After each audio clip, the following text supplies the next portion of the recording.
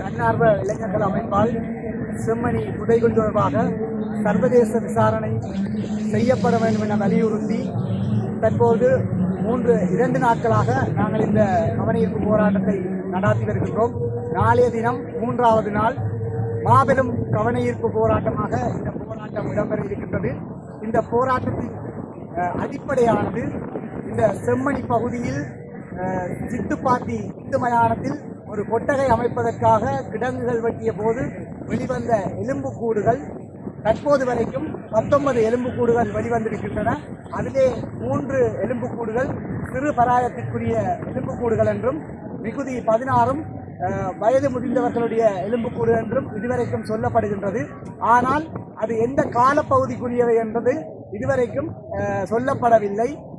இந்த தமிழர்களுக்கு அநீதி இழைக்கப்படுகின்ற நாளிலிருந்து இந்த எங்கள் மீது கட்டவிழ்த்தப்படுகின்ற கட்டமைக்கப்பட்ட இன அழிப்பு அல்லது இனப்படுகொலையின் உச்சமாகவே நாங்கள் இதை பார்க்கின்றோம். இந்த இனப்படுகொலையானது 1996ஆம் ஆண்டு கிருசாந்தியின் பாலியல் வல்லுறவுக்கு பின் ஏற்பட்ட படுகொலையில் இருந்து இந்த செம்மணியானது இன்னும் பல சோகங்களையும் பல வலிகளையும் சுமந்து வருகின்றது. இந்த செம்மணி போன்று வடக்கு கிழக்கில் உள்ள பல இடங்களில் தோண்ட எலும்புக்கூடுகள் வந்து கொண்டிருக்கும். ஆனால் அதற்குரிய சந்தர்ப்பங்கள் வரும்போது இவ்வாறு கொட்டகைகள் அமைக்கப்படுகின்ற போது அல்லது வேறு இடங்களில் கிடங்குகள் தோண்டப்படுகின்ற போதுதான் அவ்வாறான எலும்புக்கூடுகள் வெளிவருவதற்கான சாத்தியங்கள் இருக்கின்றது. எனவே இன்று வரைக்கும் இந்த வடகிழக்கில் தோண்டப்பட்டு எடுக்கப்பட்ட எலும்புக்கூடுகளுக்கு இலங்கை அரசாங்கத்தினால் எந்த ஒரு நீதியும் எங்களுக்கு கிடைக்கவில்லை. மன்னார் சரோசாவாக இருக்கலாம், கொக்கு தொழுவாயாக இருக்கலாம், எந்த ஒரு புதைகுழியிலும் இதுவரைக்கும் எதுவிதமான முன்னேற்றகரமான அல்லது நாங்கள் நம்பக்கூடிய வகையில் எந்த தீர்வும் இதுவரையும் கிடைக்கப்படவில்லை. அந்த காரணத்தினாலேயே நாங்கள் சர்வதேச விசாரணை என்ற ஒரு விஷயத்தை கோரி நிற்கின்றோம். சர்வதேச விசாரணையானது சர்வதேச நிபுணர்களின் மேற்பார்வையின் கீழ் அவர்களின் தொழில்நுட்ப உதவியுடன், அதாவது இப்போது ஸ்ரீலங்கா அரசாங்கம் சொல்கின்றது தங்களுக்கு தொழில்நுட்ப உதவி இல்லை, உபகரணங்கள் இல்லை, இதை சரியாக எங்களால் செய்ய முடியாது, இதற்குரிய நிதியை அரசாங்கம் ஒதுக்கவில்லை என்று பல போலி சாட்டுக்களை சொல்லி இதை மறைப்பதற்காக அவர்கள் முனைகிறார்கள். இதை மறைப்பதற்கு நாங்கள் விட முடியாது. நாங்கள் இதற்குரிய நீதியை கோர வேண்டும். அதற்காகவே நாங்கள் இந்த தன்னார்வ இளைஞர்களாக கிளர்ந்தெழுந்து இந்த போராட்டத்தை ஒட்டுமொத்த தமிழின தேசத்தின் வடிவமாக இதை எடுத்து இதற்குரிய நீதியை சர்வதேசத்திடமிருந்து பெற்றுக்கொள்வதற்காக நாங்கள் இந்த கவனஈர்ப்பு போராட்டத்தை நடத்தி கொண்டிருக்கின்றோம்.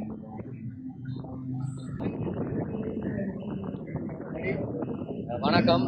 நேற்றைய தினம் ஆரம்பிக்கப்பட்ட இந்த அணையா விளக்கு என்ற கருப்பொருளான போராட்டத்தின் இன்றைய நாள் 2வது நாளாக போராட்டம் தொடர்ந்து கொண்டிருக்கிறது. நாளைய தினம் இந்த போராட்டம் நிறைவுக்கு வரும். ஐக்கிய நாடுகள் சபையின் மனித உரிமை ஆணையாளர் திரு போல்கர் அவர்கள் இலங்கை வந்திருக்கின்றார். நாளைய தினம் அவர் யாழ்ப்பாணத்துக்கான விஜயத்தை மேற்கொள்ள இருக்கின்றார். ஆனாலும் இந்த சிந்துபாத்தி சம்பந்தமான மனித புதைகுழி சம்பந்தமான இந்த போராட்ட இடத்திற்கோ அந்த புதைகுழிக்கோ அவர் வருகிறார் என்று இதுவரை எங்களுக்கு தெரியாது. அரசு அனுமதிக்கின்றார்களோ தெரியாது. கடந்த முறையும் திரு நவநீதம் பிள்ளை அம்மா வந்தவர்களை மக்களை சந்திக்க உதவும் இல்லை. இது சம்பந்தமான விசாரணைகளை மேற்கொள்ள அவர்கள் வழிவகை செய்யவில்லை.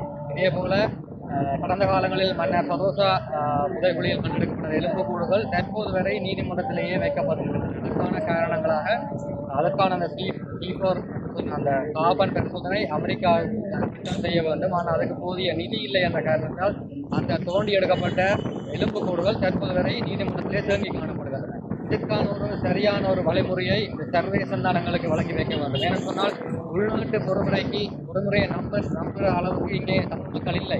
என்னென்னு சொன்னால் ஒரு நீதிமன்றத்தில் சென்று இருக்கின்ற அந்த எலும்புக்கூடுகளை ஆய்வுக்கு அனுப்புவதற்கு நிதி இல்லை என்ற அரசாங்கத்தினால் கூறப்படுகின்றது.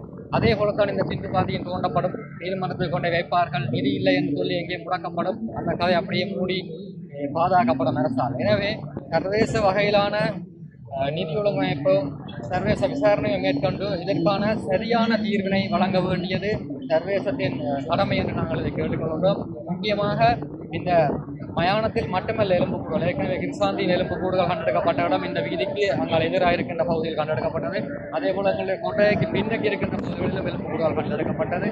அதனை விட அந்த காட்சி கூறி அந்த ராணுவ வீரர் கூறிய அந்த பழைய பேப்பர் கட்டிங்ஸ் இங்கே காட்சிப்படுத்தப்பட்டிருக்கின்றது. அதில் கூறியிருக்கின்றார் 100க்கும் மேற்பட்ட எலும்புக்கூடுகள் இங்கே புதைக்கப்பட்டதாக அவர் கூறியிருக்கின்றார். எனவே சர்வதேச ஐக்கிய நாடுகள் சபையின் மனித உரிமைக்கான ஆணையாளர் இதன் சார்பாக அவருடைய செவிகளுக்கு இந்த செய்தி செல்ல வேண்டும். இந்த இடத்தை கட்டாயம் வந்து சம்பந்தமாக விசாரிக்க வேண்டும். சர்வதேச வகையிலான நீதியான விசாரணை இந்த புதைகுழிகளுக்கு கிடைக்க வேண்டும் என்பது எங்களுடைய நோக்கு. முக்கியமாக இந்த போராட்டத்தினை ஒழுங்கமைத்திருக்கிறார்கள் மக்கள் செயல் என்ற ஒரு அமைப்பு. மக்கள் செயல் என்ற அமைப்பு என்னவென்று சொன்னால், இந்த சமூகத்திலே அரசியல் சார்பட்டு செயல்படுகின்ற ஒரு சில அமைப்புகள், இளைஞர் அமைப்புகளை ஒருங்கிணைத்துத்தான் இந்த போராட்டத்தை நடத்தி வருகின்றோம். அந்த வகையில் சமூக வலைதளங்களில் பகிரப்பட்ட இது சம்பந்தமான தகவல்கள், மக்கள் மத்தியில் எழுப்பப்பட்ட அந்த கேள்விகளுக்கு நாங்கள் ஒரு விடையளிக்க வேண்டும், இதற்கான ஒரு நீதியான விசாரணை வேண்டும் என்ற அந்த ஒரே ஒரு கோட்பாட்டில் நாங்கள் இந்த போராட்டத்தை ஆரம்பித்திருக்கின்றோம். நாளைய தினம் வடக்கு கிழக்கு எங்கிலும் இருக்கின்ற தமிழ் மக்கள் அனைவரும் இணைந்து கொண்டு இந்த போராட்டத்தின் இறுதி நாள் நாங்கள் எதிர்பார்த்திருக்கின்றோம். அந்த ஐக்கிய நாடுகள் சபையின் மனித உரிமைக்கான ஆணையாளர் இங்கே வருவார். அவரிடம் நாங்கள் மாயரை கையளிப்போம் என்று காத்திருக்கின்றோம்.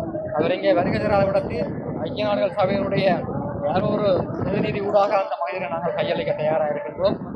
பொறுத்துன்னு பார்ப்போம் இந்த மனித புதைகுழிக்கு சரியான நீதி கிடைக்கின்றதா இல்லையா என்று.